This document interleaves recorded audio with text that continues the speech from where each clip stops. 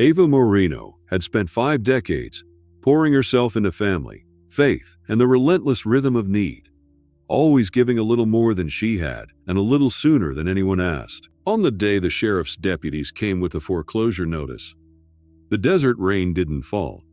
It swept sideways in sheets, hammering the cracked porch of the little stucco home that had once pulsed with birthdays and backyard barbecues. Ava's oxygen concentrator hummed beside her wheelchair, the green tubing like a stubborn vine crossing her cheeks, and her cat, Nix, a silky black rescue with a crescent of white under her chin, curled beneath the blanket across Ava's knees, refusing to be moved by strangers. Her eldest daughter, Serena, arrived late and immaculate, leaning under a glossy umbrella as if the weather were a personal offense, her expression already arranged into the hard, glimmering pity that always came before a speech about being practical. "Mom," Serena said, offering an envelope the color of expensive folders. "Silvercrest has a room available Tuesday. Medical staff on site, activities, visitors allowed Saturdays, and they'll handle the oxygen maintenance." Ava pinned her with a look that had once halted tantrums and teenage rebellions. Now it only stalled Serena long enough to add carefully, "They don't allow pets, but there's a kind shelter. Nix would be adopted quickly." "Nix is not a thing to be fetched and dropped," Ava replied, her voice rasping with desert dryness and medication-ravaged vocal cords. "She's family." Her son Marco was already directing men to load furniture. The heavy walnut dining table, the mirror that had outlasted 2 moves and 1 earthquake, boxes labeled with careful loops, linens, recipes, family photos. "We covered your credit card crises, Serena's bad investments, Nico's rehab twice," Ava said, letting the exhaustion ride each word, "but keeping the steel at their core. We've paid. Don't pretend this is a rescue." Nico, the youngest, wouldn't meet her eyes. He kept his hood up and his hands tucked into sleeves, grief and shame in the same posture. He murmured, "We can't keep affording this," as if the verb absolved the abandonment. Serena exhaled, producing a second set of keys from the envelope. "Grandmother's place," she said. "The deed is clean. It's all we have left to give." Ava paused. The words "grandmother's place," brushing dust off memory. A childhood story of a ranch near a dry river, a hayloft that smelled like sun-baked alfalfa, a farmhouse glowing with the panic of midsummer cicadas. "It's not much," Serena continued. "A ghost ranch in the Jornada, people say. The house is probably half collapsed, and there's nothing for miles. Desert air is good," Nico added timidly, eyes flicking to the oxygen machine. "Good air, no doctors, no pharmacy, no rescue." "The facility would be better," Serena said softly, "than ruin it with for everyone." "For everyone," Ava repeated, tasting it, how it always excluded her. She stroked Nix's head, and the cat edged her chin into the palm, vibrating with a steady purr like a tiny generator that insisted life could still be warm. "Then we'll go to the ranch," Ava said, not missing the flicker of relief that passed across 3 faces. "But Nix comes with me." Serena's mouth tightened. "You won't survive a winter out there," she said. "Then it's time to test if surviving is the only thing I'm good at," Ava replied. The Jornada Basin had a way of swallowing roads and returning them as whispers of track. The rental van bucked over ruts that had once been direction, and now were only habits in the clay. Marauding Ocotillo skewered the sky. Yucca spires hoisted flags of cream bells that buzzed with bees, and the mountains at the edge of vision held their storm bruises like secrets. Serena drove the first half, then handed the wheel to Marco when the pavement gave way to washboard gravel. No one had anything to say that wouldn't lay the truth bare, and none could carry that nakedness with grace. So they trekked in stubborn silence until a sign appeared. So faded the letters looked remembered rather than painted. Sangre del Sol Ranch, EST 1919. Beyond it the farmhouse slumped, sunburned and embarrassed by its own bones. The porch caved at one corner, the windows clouded with decades of grit. Prickly pear had colonized the entry. Barrel cacti ringed the place like short spiny sentinel. Marco stepped out and scanned the emptiness, the way a man does when trying to measure responsibility against the weight of absence. Serena stood in the shade of the van's open door and considered the view like an asset she couldn't monetize. Nico unloaded a heavy crate labeled med supplies and set it gently beside Ava's chair. "I'll visit," he said, and the lie was so tender she couldn't bear to correct it. There were quick hugs that smelled of departing shampoo and city air. Then the tires crushed mesquite pods, and the dust rose like breath as her children drove away, contracting the universe by 1,000 acres with every mile. Nix leapt from Ava's lap when the engine noise had gone, ruffling out the stiffness of the ride, and mapped the perimeter with swift black geometry.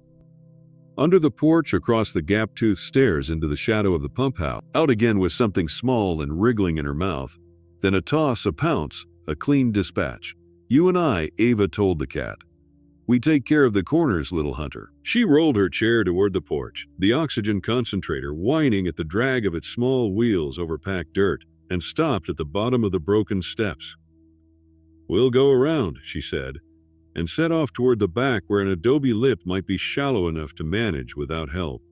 Inside, the house had held its breath for years without exhaling. A cupboard hung by one hinge, a metal bed frame sagged without a mattress, its springs like crooked teeth. The kitchen sink had separated from the wall and leaned forward in surrender. Shards of plate lay beneath an unbroken layer of dust, and the old propane stove seemed to look at her with a dozen knobs that weren't eyes but judged anyway. "We don't die," Ava told the emptiness. "We adjust." The water lines were dry, the pump handle a lever from an old dream that wouldn't wake. The generator, antique and obstinate, gave her 2 coughs of power, gasping enough to drive 1 hour of oxygen before going back to stone. Ava counted medication in the light from a doorway. 14 days if she halved her afternoon dose, 9 if the nights were hard. She measured canned goods, assessed her lungs by the climb from chair to cot, and argued with the wind that found its way through cracked lathe and plaster. By sunset, she'd swept a rectangle of clean in the corner and set Nix's dish like a tiny altar beside her cot. The cat ate with gratitude that looked like worship, then squeezed herself into the crook of Ova's bent knees and looked out at the dark as if she were the newest appointed guardian of a long-forgotten kingdom. It was Nix who found the key. At dawn, when the peach of sky promised a mercy the day often betrayed, the cat scratched at a patch of floorboard with singular intent. "No," Ava said, half amused, half aching. "We don't tear up the house we're trying to bless." But Nix persisted. Tail lifted like a question mark that already knew the answer. Claws working, paws nibble, scratch again. Until a board popped free at the edge of a hairline crack and a flash of metal winked in the seam. Ava's hands shook as she dug it out, a small brass key, worn smooth by palms that had believed in it. "What?" she asked, talking to the cat because the air wasn't listening. Nix trotted to the back door and chirped. That distinctive sound she made when something wild and bright asked to be followed. The pump house, a short adobe building with a rusted tin roof, leaned like an old friend who had been waiting too long. Keyholes are more patient than people. The brass slid in and turned, and the door opened with a sigh that might have been relief. Inside, lit by a window no bigger than a hat, sat a hand pump and a pressure tank, 30 feet of couplings, and a wooden crate labeled in black, careful letters.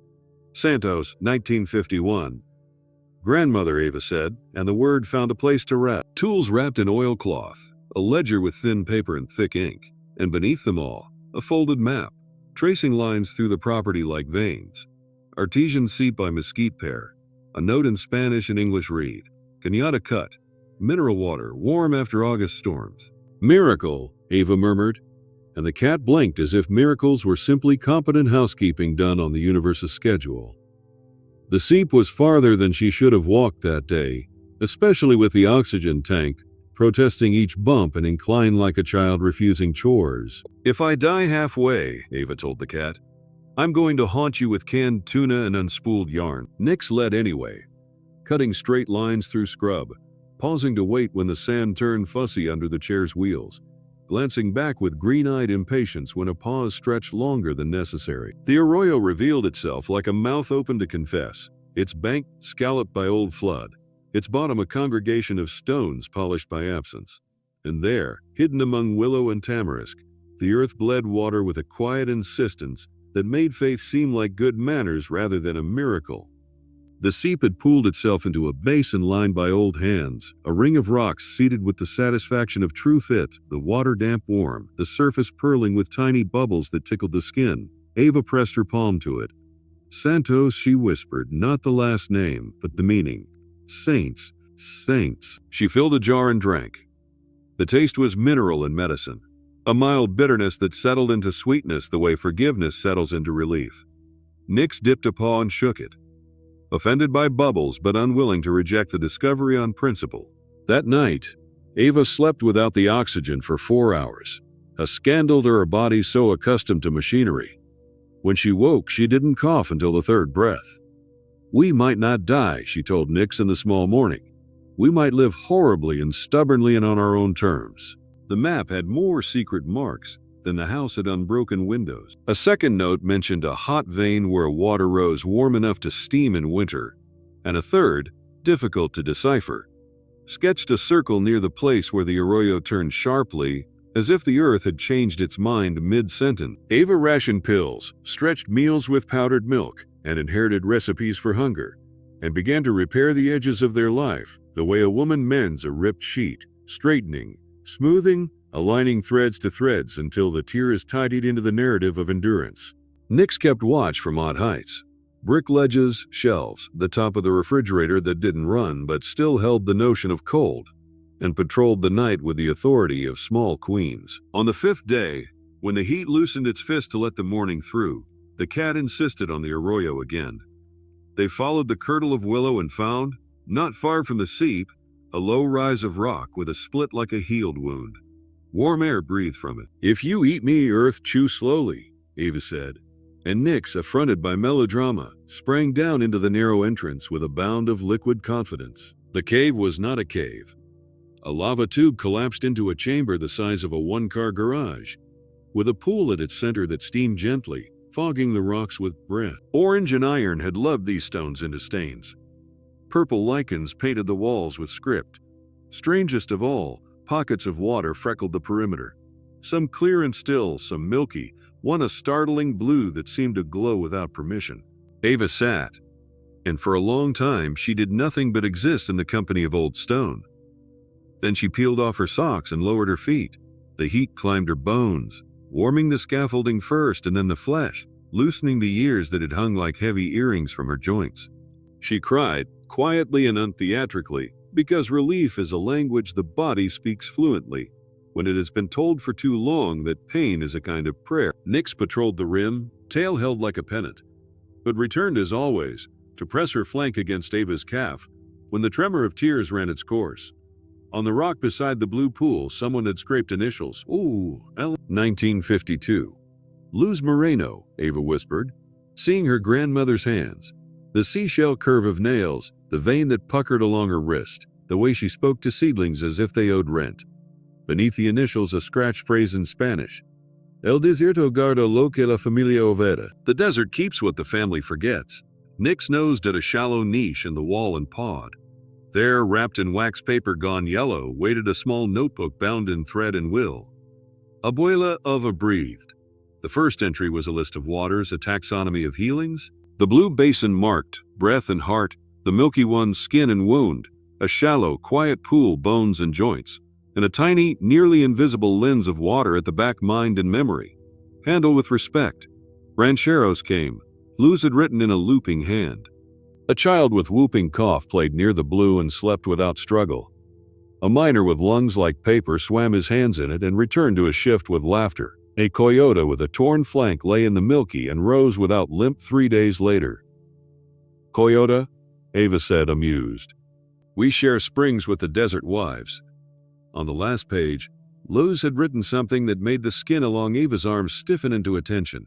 Cats see the thin places. They choose the page. My mother said our line always found what was buried when a cat came to sleep on the chest of a woman who still had work to do. Nix yawned cavernously, the pink of her mouth a soft flame, then climbed onto the stone beside the breath pool as if she'd been invited by blood. Healing is a collection of decisions that look like chores. Ava returned to the house and made a list. Roof patch, window plastic, move cot to the room that held less wind's cruelty. Create a path to the pool, each stone set so a wheel wouldn't catch and flip a life. In the ledger, Liz's ranch columns. The practical and the sacramental braided their braids. Rainfall measured and prayer cataloged, hay yield and healing. Eggs counted and breath regained. Ava added a line, 2 lungs negotiate with water. She learned the pools like recipes. The blue was taken early.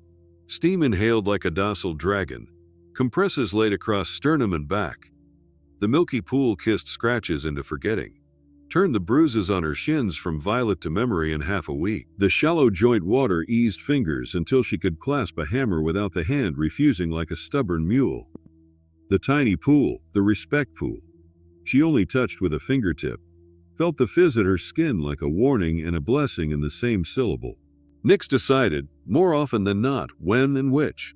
She heard it with nudges and staring, with the crisp thump of paw on Ava's knee with a living metronome of patience. Repairs became a liturgy. She found a box of roofing tar in the pump house, healed the porch corner with scavenged 2x4s, and stitched the windows with plastic sheets and duct tape that clung like faith where structure had failed. The old propane lines hissed with suspicion until she coaxed them back into usefulness, and the battered stove came awake to boil water and soup and courage. The generator consented to run if the day's first words were good ones and the gas mixed with prayer. She raided the barn for corrugated tin, bolted a shelter over the path to the pool, and lined the arroyo crossing with flat stones Nix had somehow found, leading her to a scatter of slate like the skeleton of a small mountain. "How do you know?" Ava asked the cat more than once. Nix would blink the slow blink of cats who have outlived more owners than they should. Her body responded the way parched ground drinks. The first rain is absorbed by dust and seems to leave no trace until dawn when green begins as a rumor. Ava coughed less. She cut the afternoon pill in half and didn't feel the earth tilt. At night, sometimes she slept with the oxygen off and only woke to reattach it after dreams had bid her return. She did the math with care, because pride is an aphrodisiac for disaster. Still, the ledger gained courage. Pulse steady, blood pressure back from the edge, the breath lengthening into notes rather than gasps. Isolation maintained itself with a conscientiousness that would have impressed a librarian. The road was temperamental. The sky remembered to be dramatic at least twice a week. When the mail came, it deposited only one thing worth keeping: a letter with a doctor's appointment set for an office 3 counties away that might as well have been the moon. Then, on a dusty Wednesday that smelled like oncoming rain, a pickup appeared at the far edge of the drive, rattling with age and decorated in the language of survival. Dense, tarp, prayer beads on the mirror.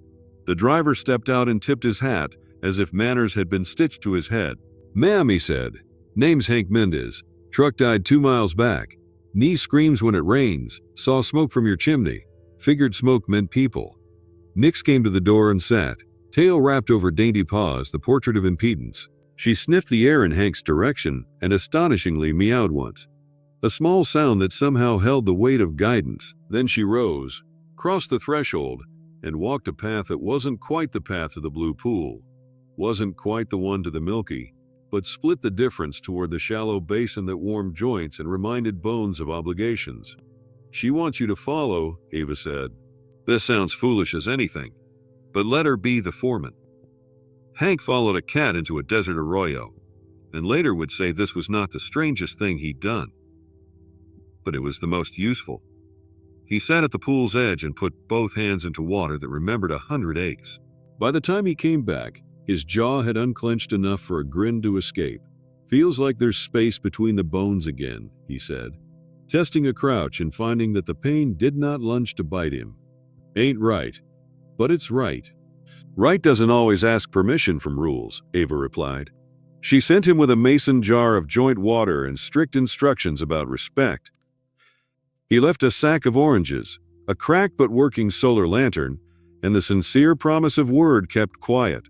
Word travels best when it is carried in gratitude's pocket. They came, one by one. People who had exhausted copays and hope. A teacher with a wrist that had retired before she had. A mechanic whose back had negotiated a surrender without consulting him. A nurse whose skin had become a battlefield with no victor. Nix interviewed each, as if determining whether they were equal to the water.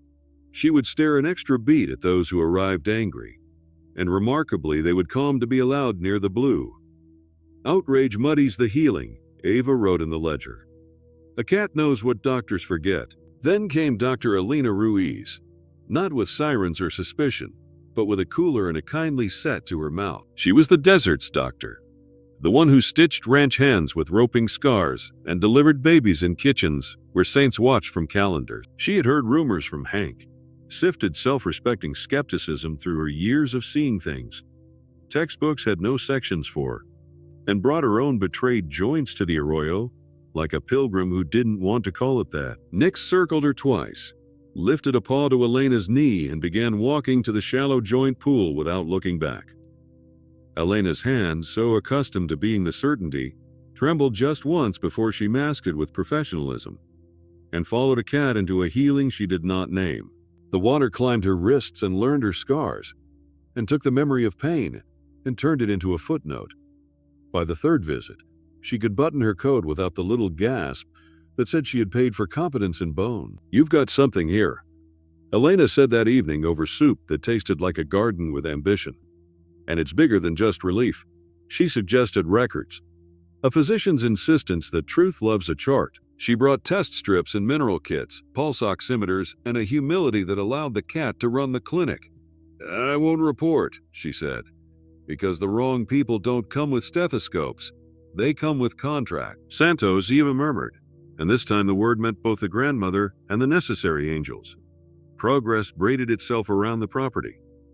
Elena helped rig a solar kit to keep the concentrator and the small freezer running. Hank returned with reclaimed lumber and helped mend the barn roof, which thanked them by only leaking in polite corners. The path to the pools widened and anchored itself. The respect pool got a sign, hand-lettered, anchored with stones. "Be quiet here." Ava added benches shaded by ocotillo ribs and draped with blankets woven by someone's aunt 30 years ago who had no idea her work would cushion miracles. There was a little bell at the blue pool to call for help without disturbing the water's attention. Nix patrolled like an administrator with sensible shoes. Then wealth arrived disguised as concern. Serena, in a white SUV that glittered even when the sky wasn't cooperating, stepped out with Marco and Nico in tow. The desert reflected in their sunglasses, but not yet in their eyes. Nix did not hiss. She was not dramatic, but planted herself between Ava and the porch stairs and made a small sound that said, "Stay, Mother," Serena began. The syllables pressed neat like folded towels.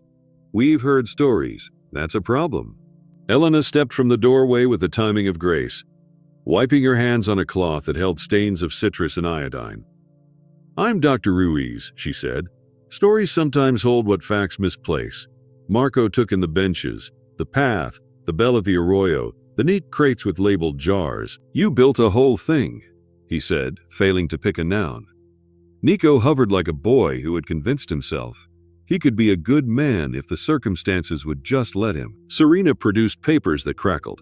Water rights, easements, a half-complete LLC application because she had been taught that the world behaved if properly organized. "People are coming here for treatment," she said. "That comes with liability and potential." "I have a ledger," Ava said mildly. "Oh good," Serena replied. "We can show usage and start. It records who was healed and who was kind," Ava said. Serena shut her mouth for a full second. Elena folded her arms. "There is a way to protect a place beyond ownership," she offered. "A land trust. Conservation overlay. A small foundation chartered for healing. People involved who are married to the desert more than to money." "Married to the desert," Marco repeated softly, like a vow he might say someday when city noise had finally surrendered its lease in his head. Nico, whose breath had never fully recovered from a life lived too fast, too hard, coughed, and the sound launched Nix from the porch with surgical intent. She patted to him and touched his shoe, then turned, tail high, walking toward the blue. "She thinks you should see," Ava said. "If you can be brave enough to be led by a cat." "You want me to follow a cat to a hot tub?" Nico tried for humor and landed on wonder. "I want you to be alive," Ava said simply. Elena lifted her medical bag. "We'll be right behind you." The blue pool received him the way the desert receives rain, with ceremony disguised as science. Elena monitored, measured, counted, and then put the devices down and listened with her ear, old-fashioned human. "Your rhythms are a mess," she said gently, "but the water is speaking to them." Nico cried and didn't make it ugly. Marco knelt and found his knees didn't argue. Serena stood at the edge of the arroyo and realized she had written her mother's obituary the day she'd handed over the keys. She also realized she had been wrong. Weather listened and decided to test them. Summer storms in the Jornada don't visit, they invade. The sky blackened with a speed that made apologies appropriate.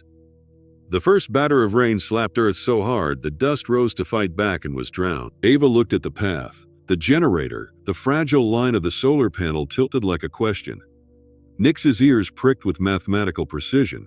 She darted, not toward the obvious but toward the barn, then back to Ova, then to the pump house, a triangle of insistence.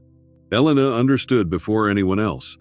She's mapping failure points, the doctor said, grabbing tarps and rope. They worked under a sky loud with the old god's arguments.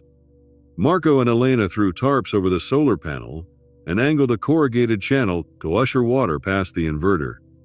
Nico and Serena, together in the same labor for the first time in too long, sandbagged the arroyo crossing where the stones tried to float. Ava called instructions that had been born in someone else's century and fit this moment like a glove. Nix took them, door to door, weak point to weak point. The corner where the porch column had more opinion than strength, the freezer they lifted onto bricks, as the barn floor turned into a small, polite lake. The little cabinet where medicines lived that couldn't swim. 3 times, the gust shoved them sideways enough for memory to think of surrender. 3 times, the cat's body slammed into Ava's shin with unnecessary violence. Move, and so she moved, into the shelter, back to the rope, to the propane shutoff when the wind tried to make sparks from friction. By midnight, the yard had become a rumor. By 2, the water had carved itself new ideas across the land. By dawn, exhausted, gazing at a ranch that had not drowned, they understood where the miracle ended and where competence had begun. She saved this place, Nico said, lifting Nix with wet hands and letting her drench his shirt with desert. She sees the thin places, Elena said. She sees what could break and insists we refuse to let it. A week of roads pretending to exist and then not. A week of rationing fuel and faith. The mail did not come, but people did. The locals who knew how to arrive when tires can't. They brought tamales wrapped in corn husks that tasted like holidays refusing to be stolen, sacks of limes and onions, a bundle of ocotillo rib for building shade. They brought, too, what mattered. Discretion. We'll keep it quiet, Hank said. This place ain't a spa, it's a church. The family, forced to stay by roads and then choosing to stay by something else, reached for new shapes. Serena filed papers she had never filed before. Not an LLC, but a trust. Not for profit, but for protection. A foundation whose charter read like a promise stitched tight. Elena signed as medical steward. Hank as grounds guardian. Ava as founder. And with a flourish that made Serena's pen hesitate and then commit, Nix as symbol trustee with human proxies, because sometimes you write things into the law that remind you the law must bow to the soul. Marco found he could measure time in fence posts and didn't mind who he used to be. Nico sat at the blue pool and gave up a future that had always threatened to take him, and in exchange took breath. When the National Guard finally appeared, dusty and polite and slightly amused, to find a yard less wrecked than their own staging area, they offered evacuation like a menu item. "We're good," Ava said with gratitude, which is a language worth speaking to uniforms. One medic left behind a case of saline and a note that said, "For the lady who runs a hospital under rocks." Elena tucked it into the ledger. Summer matured into that brutal late-season honesty when the sun admits it is both lover and tyrant. The sanctuary emerged in small, precise increments. Marco raised a shade pavilion near the blue pool. Serena organized appointment days to keep the water's peace. Elena created intake forms that did not ask for insurance, but did ask whether the visitor had ever been kind to something small. The milky pool healed a ranch, hands so thoroughly. His wife sent a basket of bread that changed the afternoon. The joint pool gathered old ladies with gossip and pain that both dissolved. The respect pool remained mostly unvisited, except when grief made noise that needed to be shown a mirror. Nick slept on 3 different chests in 3 different weeks, and every one of those women had returned home to tell their daughters they weren't done. The desert taught even the cat new thing. Nix began to bring creatures to the edges of water. A jackrabbit with a torn ear, who sat like a monk in the milky for a quarter hour and then loped away without tilting, a starling with a wing that made flight a rumor. She pecked at the rim of the blue until someone understood to bring the bird to the milky instead. Elena documented, because science is a kind of praise when it is humble. This is biology behaving like poetry, she wrote. You can mock that sentence and still be healed by it. Serena's change arrived in the half-light, without announcements. She stood at the edge of the arroyo one morning and said, "Not to anyone. I thought I was saving us from hard. I didn't ask who we'd be when easy is all we have." Ava did not forgive her aloud, because some forgiveness tastes better cooked. But she handed her a jar of blue water, and Serena drank and coughed and then laughed like a woman, remembering a joke from childhood. That night, she took apart the LLC folder and used the fasteners to hang a wind chime someone had made from spoons. It sounded like kitchens and women and the stubborn insistence of dinner. Autumn, which is less a season here than a decision, loosened the heat's grip and sent a cool hand to the back of Ava's neck when she worked at the shelf, labeling jars, joint, skin, breath, quiet. People arrived from farther away, not because someone had advertised, but because human beings are birds when it comes to certain directions. A murmuration forms when wind and need agree. A retired miner from Grants whose lungs had become a reluctant purse came, sat at the blue, and left with the color back in his sentence. A teacher brought her child who had forgotten how to trust stairs after a fall. The respect pool asked only a fingertip, and the child stopped waking with her heart racing. Elena began planning a study she would publish nowhere important and everywhere that mattered. Then came paperwork in a black SUV, a developer's representative in a suit that looked allergic to dust, with a smile that had its own office. He invited them to talk about partnerships in a tone that dressed the wolves. "No," Ava said, standing in a cotton dress that had been washed 1,000 times into tenderness, "but we could pay you." "No," Serena said, stepping beside her. "And we have counsel," Elena added cheerfully, "and a community." Hank put in. Nix hopped onto the hood of the SUV, sat and sharpened a single claw on the chrome like punctuation. The man left with dust on his shoes and a look that suggested he had seen a cat be a door. The winter did not kill them. It attempted. A hard freeze turned the pump handle into a fist. They wrapped it in old sweaters. The blue pool steamed under ice, which looked like a magic trick and acted like a promise. The ledger filled with scrolls because fingers don't like writing in cold. They learned to warm jars between palms and to bless their breath when it came white as proof. Nick slept deeply, sometimes disappearing for whole afternoons and returning with the smell of places under the earth. She woke Ava once with an unholy yell at 2 in the morning, and that was how the propane leak did not become a story told by survivors about the one who didn't. In the hungry month when Christmas lights looked like rebellion, a young woman arrived with a backpack. She was pregnant and alone and wanted, she said, only a place to sit where nobody would ask her to be ashamed. Nix climbed right into her lap, curled like a question answered, and that was that. The girl stayed 3 days. "I'll name him Santos," she said when she left. Ava took that into the kitchen and cried.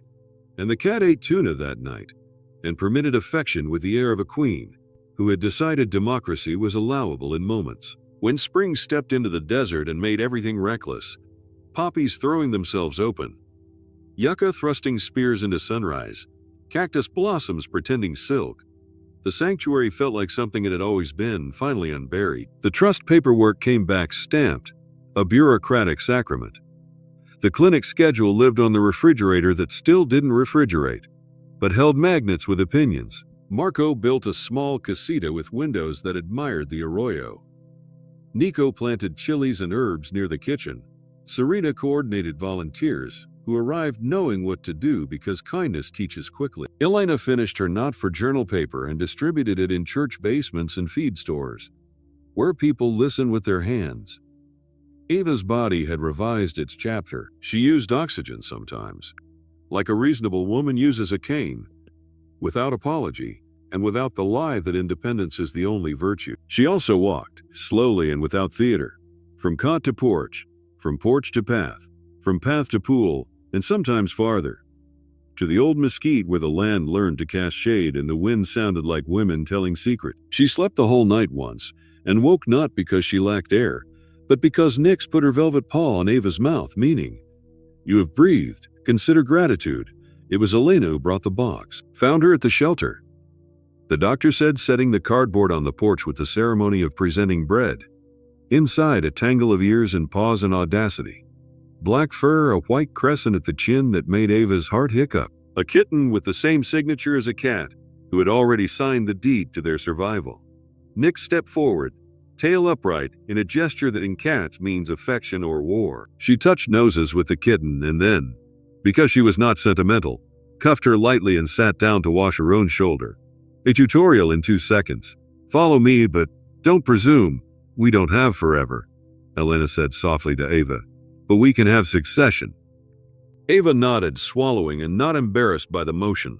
"The desert keeps what the family forgets," she said. "We'll teach the family to remember." The first official cohort arrived 6 months after the storm, a phrase they used not because it sounded important, but because it was also when the road learned to behave. They were elders and middle-agers, and one boy whose asthma had made his childhood sound like he lived underwater. The sanctuary accepted them like a table set anyway when money says it's not dinner. Nix sorted them, blue, milky, shallow, quiet, moving them like chess in a game the cat invented. The kitten practiced. She made mistakes and was corrected with a look that would have sent a coyote into therapy. Elena's forms filled, her stethoscope warmed by hands that were not hurting anymore. Serena's calendar found a rhythm that meant there was always enough water for everyone, and enough silence for the water. Marco fixed a gate without swearing more than necessary. Nico laughed with the boy who inhaled without breaking the room. Purpose, Eva wrote in the ledger. The water heals the body, the work heals the soul, the cat heals the arrogance that thinks it can be done without listening. She added in a tiny script at the page's bottom, "We were abandoned by those who mistook comfort for love. The desert taught us that love is work that feels like prayer." She closed the ledger and went to sit under the mesquite, where Nix, finally consenting to the kitten's proximity, allowed the small body to press against hers for a full minute. The wind moved, and the chimes made from spoons remembered every kitchen that had ever held women in aprons who could name 100 ways to feed a family when there were only 5 ingredients. Serena's children came for spring break. They lasted 3 hours without asking for Wi-Fi, and then, when told there was none, asked where the cat was. Nix interviewed them, found one wanting, sent her to fill water jars until she learned to carry without spilling. The other she took straight to the respect pool, where the girl said, "It feels like secrets here," and then whispered something into the water as if it were a mailbox. That afternoon, the grandchildren shelled beans and didn't complain because the air held a story. Even they were not foolish enough to interrupt. It was Serena who suggested the name for the place that wasn't just property anymore. "Stories Untold," she said, standing at the porch where sun painted everything the color of an old saint's robe. Because most of what happens here cannot be bragged about at dinner in town. Because it changes people in ways they aren't equipped to post. Because the water knows the plots before we arrive, and the cat is the editor. Ava laughed and coughed and didn't cough too long. "Stories Untold," she repeated. "Fine, but we tell them anyway quietly to the ones who will hold them without selling tickets." The developer returned twice, each time with more polite threats that sounded like opportunities. Each time the community answered, not with slogans but with present. A dozen trucks ringed the drive that last time. Men and women and children leaning against fenders with the authority of the beloved. Elena had a copy of the trust in her pocket. Serena had the county's conservation overlay printed on thick paper. Marco had a level in his hand, which is as good as a weapon when you're defending what is balanced. Nico had a laugh that said he'd been to the blue pool that morning and the world had a chance. Nix climbed onto the hood again, and this time slept in the sun, which is the most contempt a cat can offer a man in a suit. He left. They stayed. A year after arrival, the ledger had grown round with paper-clipped notes. The respect pool had received a woman who had lost a brother, and come to sit where water could show her where memories live that do not corrode. The Milky Pool had seen a welder's hands and forgiven the burns. Ask the women at the Milky Water, who have learned again how to mend without scarring. Ask the Blue Pool, which waits for you to breathe. Ask the Respect Water, which will never answer to a voice that hasn't learned quiet. Ask Nyx, she will not answer because she is a cat. But she will lead, and that is more honest than most promises. For viewers of Stories Untold, if this story moved you, share it with someone who needs to remember that exile can become origin, that community can become cure, and that the smallest guardians sometimes hold the largest doors. Subscribe for more true-hearted narratives. Leave a comment with a time you were led by something quiet, and consider supporting sanctuaries near you that heal without spectacle. Your engagement helps these untold stories reach the people who are ready to listen.